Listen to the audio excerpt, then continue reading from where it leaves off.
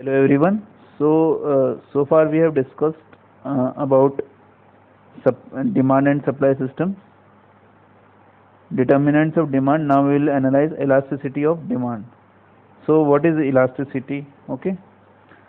So elasticity basically physics से ली गई है, जिसमें कि इलास्टिसिटी कैसे कैलकुलेट करते थे। जब भी हम फिजिक्स में इलास्टिसिटी कैलकुलेट करते थे कि किसी एक पैरामीटर में चेंज की वजह से दूसरे पैरामीटर में चेंज हो रहा है कि नहीं हो रहा है, ओके वो चेक करते थे, तो उससे हम इलास्टिसिटी कैलकुलेट करते थे। So basically elasticity shows the reaction of one variable with respect to change in other on which it is dependent। ठीक है। सिमिलरली इकोनॉमिक्स में भी यही होता है कि इलास्टिसिटी रेशियो होता है दो क्वांटिटीज के रिलेटिव चेंजेस में। ठीक है, चाहे वो प्राइस हो, क्वांटिटी हो, ओके, या फिर क्वांटिटी और इनकम हो, ओके। तो इस तरह की जो रिलेशनशिप है, रिलेटिव चेंज और उनका जो रेशियो है, उसको हम इलास्टिसिटी बोलते हैं। So a function is a symbolic statement of a relationship between dependent and independent variables. Dependent variable क्या होता है? That is dependent on some factor. और इंडिपेंडेंट वेरिएबल क्या होता है?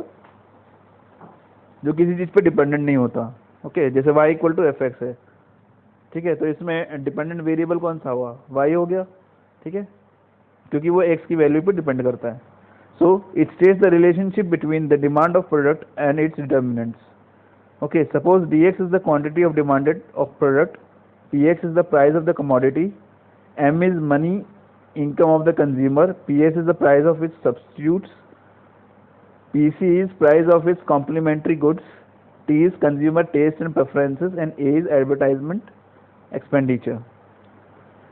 ठीक है, तो फिर से हम डेफिनेशन को देखेंगे। It shows the reaction of one variable, ठीक है, with respect to change in other variables on which it is dependent। Elasticity is an index of reaction। Okay, in economics the term elasticity refers to a ratio of the relative changes in two quantity। they already discuss कर चुका है कि दो quantity के बीच में relative changes जो होते हैं उनका जो रेशियो है उसे हम इलास्टिसिटी बोलते हैं। ठीक है,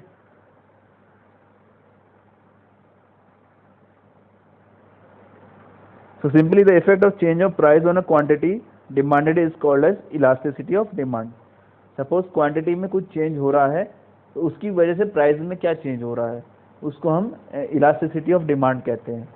ओके, अब इसको फॉर्मूले के रूप में देखेंगे कि सपोज क्वांटिटी के में जो चेंज है वो कैसे कैलकुलेट करोगे? Percentage change in the demand for quantity of the demand for a product will be delta Q by Q. Okay, वहीं चेंज इन प्राइस आप डिनोट करोगे डेल्टा पी बाय पी से। ठीक है, so taking P upwards what you will get? Delta Q by Q into delta Q by Q into P by delta P. Okay, this is the expression you will get। Okay, so according to this formula elasticity of demand can be defined as a percentage change in demand as a result of percentage change in price। numerically it can be written as this way: E is equal to delta Q by delta P into P by Q, where delta Q is the change, okay, and delta P is P1 minus P0, where P1 is the new quantity and P0 is the old price। P1 is the new price, P0 is the old price, Q1 is the new quantity and Q0 is the original quantity। So the elasticity of a demand in a market is great or small according to the amount demanded much or little for a given fall of price and diminishes much or little for a given rise in price। ठीक है, basically जैसे ही price का rise होता है demand क्या होगी? थोड़ी सी घट जाएगी, और जैसे ही प्राइस का डिक्लाइन होता है डिमांड हमारी बढ़ जाएगी। तो अब हम देखेंगे वेरियस काइंड्स ऑफ इलास्टिसिटी क्या क्या हो सकती है। तो price elasticity is a demand is one of the important concepts of elasticity which is used to describe the effect of change in price on the quantity demanded। price elasticity हमें price के changes के होने के कारण quantity demanded में क्या change होता है वो बताएगी, ठीक है। So EP is equal to percentage change in quantity demanded by percentage change in price. तो सबसे पहले आता है perfectly elastic demand.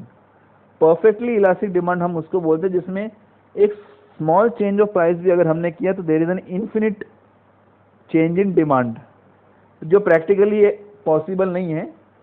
Okay, you can not have because of small change in price you can not have infinite amount of change in demand. Okay, इसका example हम ले सकते हैं books, pizza etcetera. Next is perfectly inelastic demand. इस case में क्या होगा, price में चाहे कितना भी राइज क्यों ना हो, जो डिमांड जो मेरी है वो कांस्टेंट रहेगी। ओके, सपोज देखो यहाँ पे प्राइस P1 था तो भी मेरी डिमांड इतनी है, P2 था तो भी मेरी डिमांड इतनी है, P3 था तो भी मेरी डिमांड इतनी है। तो इसका मतलब हमारे पास कर्व कैसा आएगा, it will be parallel to the y axis and vertical line. Okay, so in this case whatever may be the change in price, quantity demand will remain perfectly constant. The demand curve is vertical, straight line and parallel to OY axis. Hence the numerical coefficient of perfectly inelastic demand is 0, ED is equal to 0. Okay, अब इसका example क्या हो सकता है, ऐसी कौन सी चीज़ होती है कि प्राइस चाहे कितना भी बढ़ जाए उसकी जो डिमांड है वो कभी कम नहीं होती। कौन सी चीज़ होती है, लाइफ सेविंग ड्रग्स। ठीक है, लाइफ सेविंग ड्रग्स जो आपकी बीमारियों से जान बचाते हैं, उनकी प्राइस चाहे कितनी भी हाई हो लेकिन आपको खरीदनी पड़ेगी अगर आपको अपनी जान बचानी है तो। एग्जाम्पल के तौर पर अगर आप समझो अभी बीमारी चल रही है जो कोविड-19 की, तो अगर उसमें ड्रग्स की प्राइस काफ़ी हाई है तो भी हर कोई उसको खरीदने की कोशिश करेगा because they want to save their self. तो प्राइस में चाहे कितना भी इंक्रीज हो, डिमांड में डिमांड जो मेरी है वो कांस्टेंट रहेगी। Okay, next is relative elastic demand. Relative elastic demand में क्या होता है, there is a slight change in price leads to more than proportionate change in demand. ठीक है, एक हल्का सा प्राइस में चेंज काफ़ी ज़्यादा डिमांड को चेंज करता है। ठीक है, जैसे देखो यहाँ पे P1 में मेरी क्वांटिटी डिमांडेड थी Q1, जैसे ही मैंने थोड़ा सा प्राइस को कम किया P2 तो मेरी क्वांटिटी हो गई Q2 पे, जो कि इससे बहुत ज़्यादा है। ठीक है, so one can notice here that a change in demand is more than the change in price, hence the numerical coefficient of demand is greater than 1। Okay, next is relative inelastic demand. इसमें क्या होता है,